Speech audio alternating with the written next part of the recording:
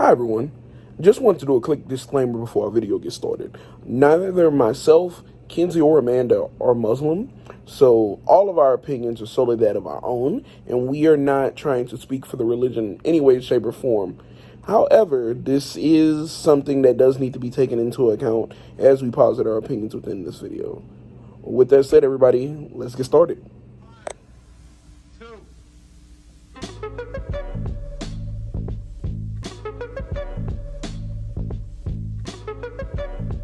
Section 1. Well, what is representation? Hey everyone, it's me again, Samari. So, basically, we can't have this discussion if nobody actually knows what representation is. I feel like many words rooted in theory, it is often lost in the sauce of our contemporary usage of it. So before we jump into the topic of the video, I think it would be nice to set a good basis for what representation is and why it matters to begin with.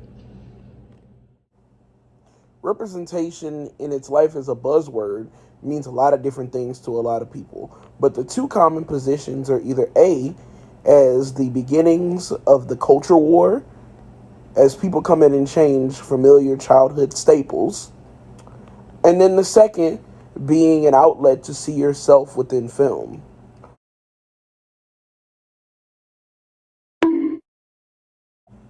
From a theoretical standpoint, both sides are actually wrong.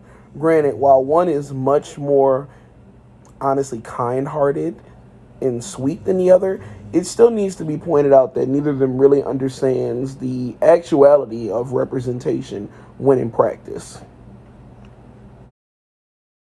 Okay, so I know I use the T word, which is a major turnoff for a lot of people, but hear me out. This is a big part of the video's importance. So if you're going to talk representation, we're going to have to talk Stuart Hall.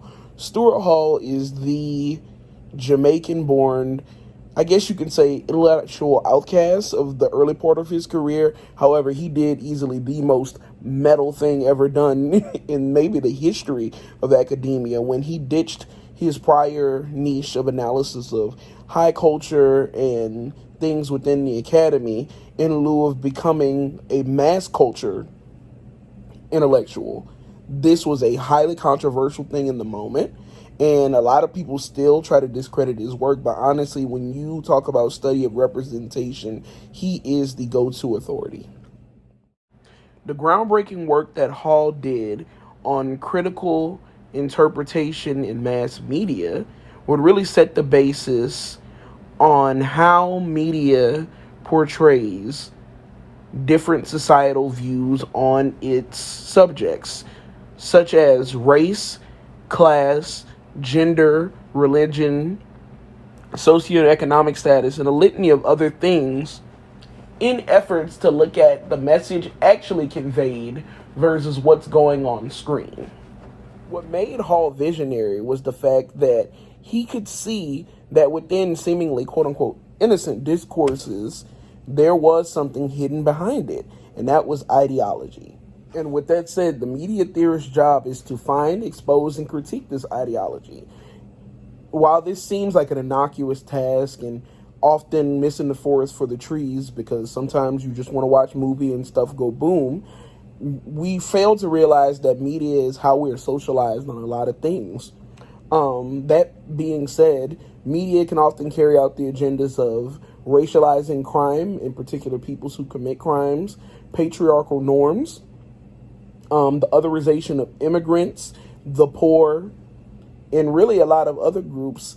And you can see now, with that taken into account, representation can be really good or really damning if put into the wrong hands.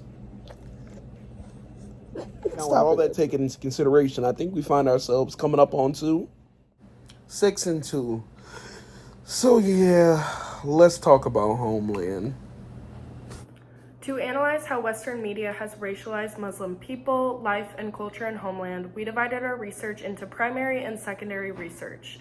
In our primary research, we analyzed various racialized and nationalized themes depicted in just episodes 1 and 2 of Homeland. We drew on these themes after reading, researching, and discussing various transnational gender and sexuality subjects and topics from our class. In our secondary research, we drew on scholarly articles to further our analysis and provide us with more theories on the entirety of the show. So Homeland is an American political thriller television series where CIA agents fight Muslim terrorists. While the show has won a Golden Globe Award for Best Television Series and a Primetime Emmy Award, many smaller voices have been speaking out against it since the beginning. As Homeland continued making seasons, critical race theorists and advocates have continued to speak out, conduct analyses, and write articles and research projects on the racialization of Muslim people. Before diving into these secondary resources, we studied season 1's first and second episodes of Homeland to draw on our own critical themes. One apparent theme off the bat is nationalism and nationalism in the post-9/11 world. Main character and U.S. CIA agent Carrie Madison is committed to never letting another planned terrorist attack slip by her. She is not one for the lights, as she doesn't need any political recognition or to look like the hero. She does not care if she is disliked if it means her country is safe. Right off the bat, the Muslim people are given an eerie, violent, and evil look through the use of quick cuts, flashbacks from a former prisoner of war, and violent acts. However, Carrie is depicted to be not scared of them. In fact, episode 1 starts off when Carrie visits the prison cell of a Muslim man who holds critical terrorist information. She gets close to his cell and tells him she'll protect his family if he gives her information. While Carrie going out of her way to retrieve crucial information is a representation of the nationalist theme, another nationalist theme at play here is the depiction of Muslim people and the dichotomy of either living to help or hurt Western people. Another depiction of nationalism we noticed was when prisoner of war Brody was sent back to America after he was turned by Al-Qaeda members to be a spy for them. Producers and directors give him an eerie and evil nature as well, almost depicting his contact with Muslim people as a disease. Brody is obviously suffering immense PTSD from being held prisoner of war, but the media is depicting him as infected and never able to return back to the privileged mentality of the American dream. Because the show is fiction, it could be argued why producers and directors would dramatize nationalist themes. However, there are also themes of Orientalism in the first 2 episodes. For one, the very beginning scene of Carrie in the Middle East depicts Muslim life as primitive, as everyone is running around a dirt path around her and buildings are worn down. Already in the first 2 episodes, we see Muslim narratives are ignored.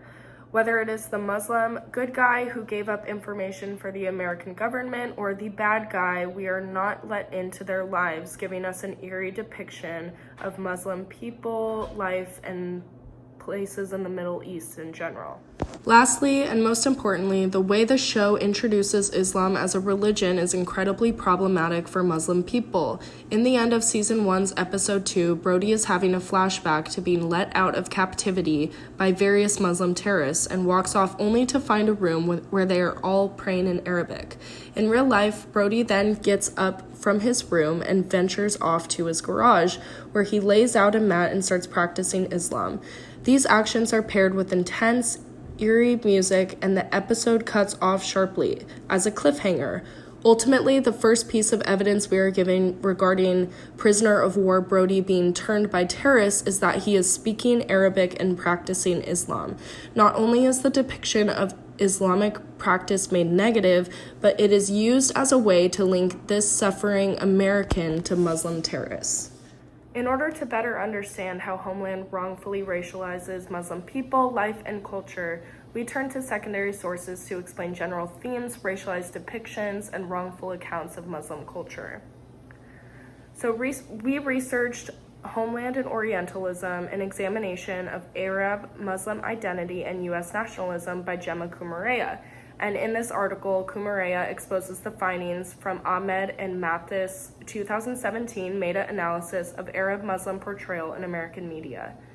They theorized in their results that media discourse relies on Orientalist tropes to frame Muslims as the other. And in another study, Shaheen's 2003 study, She found that after analyzing over 900 films, media discourse created the Muslim other by describing Muslims as heartless, brutal, uncivilized, and religious fanatics. In Kumare's analysis of Orientalism in Homeland, she found that the moral representations of Americans were directly opposite to those of Arab Muslims. She analyzes that along with leaving out the narratives of Muslim people, the show also leaves out narratives and accurate depictions of the real Middle East in this time. Kumare discovers that in this show, the only possible way to salvage such a society is through violence or rescuing the occasional Arab woman from such a dangerous place. Thus, Orientalism and racialization of Arab Muslim people in Homeland is fueled through selling U.S. exceptionalism, creating America's version of the true Middle East and characterizing Muslim people based on their perception of terrorists. Much secondary research and literature on the topic is also dedicated toward the false formation of Arab Muslim identity. Kumare shares that Arabs only make up a small percentage of Muslims, and yet Homeland associates all Muslims as Arabs. Their formation of Muslim characters is thus drawn upon old stereotypes of Arab Muslims. Just in the first 2 episodes, we see Muslim characters who are extremely wealthy or extremely poor, sexually inclined, primitive, and violent. And in Mohammed Zahir's article, Muslims Became the Good Guys on TV, he writes, despite the fact that members on the far right and white supremacist movements are responsible for carrying out the overwhelming majority of extremist-related murders in the U.S. in the last 15 years, according to Hollywood, it has been Muslims who the public have had to fear the most. Not only have Homeland's producers and writers pushed this idea, they also portrayed basic Islamic practices and details incorrectly. In his article, Zahir points out 3 examples of this, 1 being that Arab characters were given Persian names, 2 being the burial of the Quran for the wrong reason, and 3 being wrongfully depicting the picturesque city of Islamabad. The issue with Homeland, along with the 900 to 1,000 films reinforcing the false, violent Western narrative of Muslim people, is that it reinforces the Muslim American as what Halls quotes as the radicalized Muslim in disguise as the average American. American people are fueled with media that misrepresents Muslim life, which in turn negatively affects both socialization in America and the opportunity for transnational relationships with Muslim people in the Middle East. Our purpose in analyzing Homeland was to explore how Western media plays a role in reinforcing binaries and false narratives pertaining to Muslim life, gender, and sexuality. However, many producers, writers, and directors are making changes today. Moving forward, we will now uncover how Western media is working to reinforce a more well-rounded representation of Muslim life. Going further, we will be examining the process many Western media producers, writers, and directors are now using to understand Muslim backgrounds and therefore portray Muslim lives more accurately. Our hope is that we will bring awareness to these complete different approaches Western media has made to illustrate Muslim characters that then contribute to our understanding of Muslim lives. Part 3. When you know better, you do better. Now that we've discussed the negative portrayal Homeland offers, we would like to present some practices of accountability and ways of bettering Muslim representation in Western media. Starting off with research on accurate depictions, we'd like to highlight some examples of efforts that can be taken to ensure accurate representations of Muslims in television. As a note, these are primarily steps for non-Muslim creatives, but we think that it's important to see more Muslim-led works in this area. So to start off, the first and probably the most basic action is just to draw from the experience of Muslims by actively listening and striving to learn about their practices, opinions, etc. We've noticed a few shows and creatives that really put initiative into understanding different aspects of Islam and the lives and views of those who practice it. For example, actress Nicole Bashiri, who portrays lesbian Muslim feminist Adina El Amin in Freeform's The Bold Type, wanted to ensure her understanding of this multifaceted character, so she read the works of Muslim feminists such as Blair Imani. Bashiri also reflected on meetings with queer Muslims as a way to better understand the women she hoped to portray in her character. In a similar manner, counterpart actress Betty Gabriel worked to accurately portray her Muslim character, Naya Temple, by conducting her own research, which included studying Arabic and learning various prayers. She also reached out to Muslim Public Affairs Council, which is a great resource for Hollywood creators who wish to include. In a similar manner, counterpart actress Betty Gabriel worked to accurately portray her Muslim character, Naya Temple, by conducting her own research, which included studying Arabic and learning various prayers. She also reached Muslim Public Affairs Council, which is a great resource for Hollywood creators who wish to include Muslim characters in their shows. As testament to counterparts' effort and goodwill in this endeavor, the MPAC Hollywood Bureau Director told IndieWire that these creatives were accurate to their depictions, receptive of feedback, and quick to adjust anything that may be inaccurate or perceived poorly. As mentioned in the discussion of Homeland, Arab individuals only account for a small percentage of Muslims, and this is especially true in the Western Hemisphere. Therefore, another way to accurately portray Muslims is to stray from this misconception that all or even most Muslims are Arab. By depicting various ethnicities and races, as well as different sexualities, creatives can help break these stereotypes. Shows can also have Muslims practicing their religions in different ways, including wearing various head coverings. Another example of this can be found in The Bold Type's Adina El Amin, as a lesbian Muslim who also wears her headscarf in a more modern fashion. As a note, the actress did research this non-traditional style before working with costuming. In addition to these practices of research and diversity, it's important to stay accountable by testing our depiction.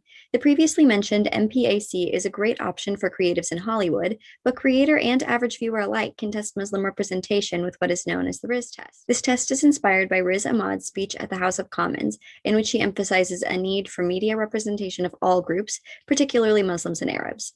The test aims to provide a means to determine if Muslim representation in a particular show or movie is positive and accurate or negative and stereotypical. According to the Riz test, one must ask, if the film or show stars at least one character who is identifiably Muslim, is the character talking about the victim of or the perpetrator of terrorism?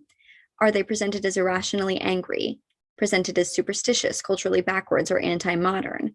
Are they presented as a threat to a Western way of life? Or if the character is a male, is he presented as a misogynist? Or if female, is she presented as oppressed by her male counterparts? This show or film fails the test if the answer to any of the questions was yes.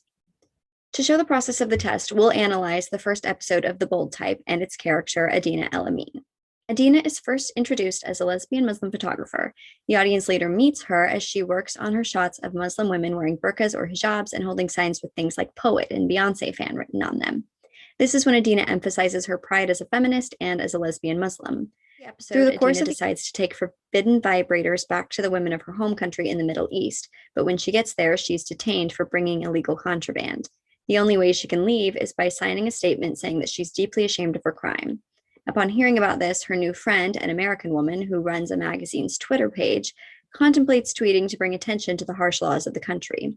However, the friend decides to go against the tweet, and Adina ends up saving herself with the refusal to feel or express any shame. So returning to the questions, it's safe to say that Adina's role did not involve terrorism at any point. She's never angry, even when talking about things that might reasonably anger a person. Adina is far from anti-modern, proudly announcing her sexuality and even styling her hijab in a modern way. And she presents no threat to Western ways. The final question was a bit trickier, as Adina was oppressed by the presumably male leaders of her home nation. However, given the positive description Adina gives of Islam throughout the episode, we concluded that the men in this situation founded their beliefs on fundamentalism, which we do not believe the show creators depicted as being inherently tied to Islam.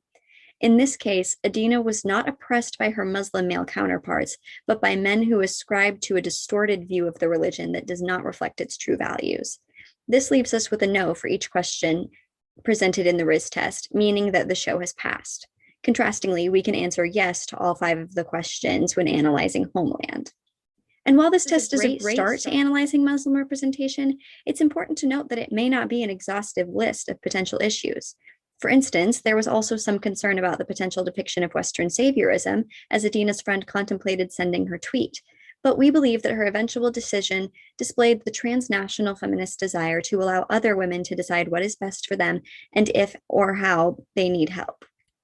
So, based on the Riz test and our own additional considerations, we believe The Bold Type portrays Muslims well, probably due in part to the research conducted by creatives behind Adina's character. Recognizing the importance of good representation, we hope to see the eradication of stereotypical anti-Muslim tropes, such as those seen in Homeland, as television and media move to more accurate and positive representations of Muslims. Ideally, we will soon see many more Muslim creatives adding their voice and insights to Western media, and hopefully we'll reach the point where Muslim characters can be thought of in the same way as other characters with unspecified religious views. Until then, a growth in accurate Muslim representation will help dismantle the ideas that allow such stereotypical images to pervade in Western thought.